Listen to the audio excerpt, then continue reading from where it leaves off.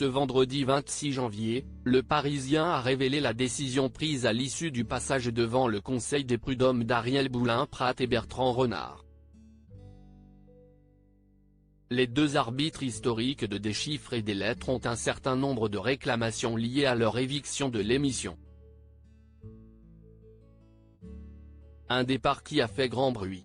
Plus d'un an après leur éviction de France Télévisions, Ariel Boulin-Prat et Bertrand Renard sont en plein démêlé avec la justice.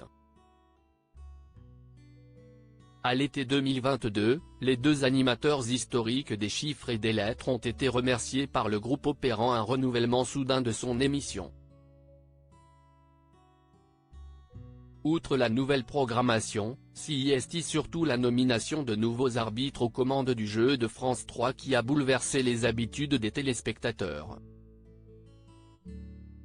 Et pour cause, le tandem apparaissait ensemble depuis 36 ans à l'écran.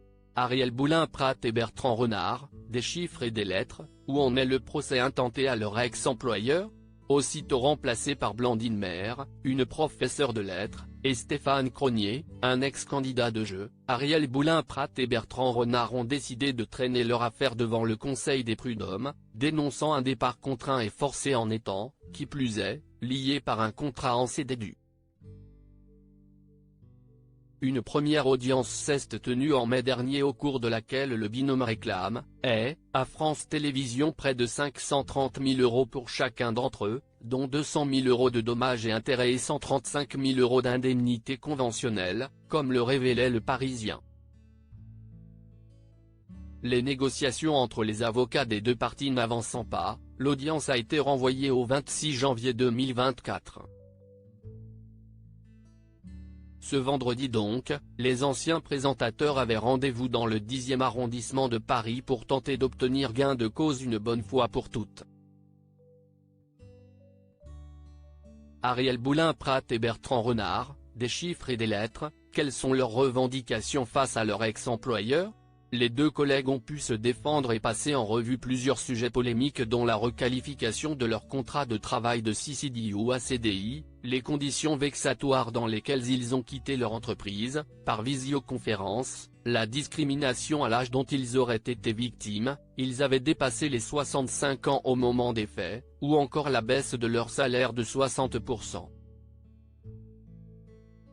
Toutefois, le camp adverse avait une défense solide, rappelant notamment qu'Ariel Boulin-Prat et Bertrand Renard n'avaient jamais contesté leurs conditions de travail avant l'été de leur départ de France Télévisions, et qu'ils percevaient une rémunération de près de 50 000 € bruts par an pour seulement 3 jours de tournage par mois. Ce dernier élément justifierait le recours à un contrat de travail à durée d'usage, qui est donc temporaire. Il faudra donc que les deux plaignants patientent 18 à 24 mois avant d'être fixés puisqu'aucune décision majoritaire a été prise. Les 4 conseillers prud'homaux ont décidé en début de soirée de faire réentendre l'affaire par une formation de 5 juges, dont un magistrat de carrière, indiquent nos confrères du Parisien.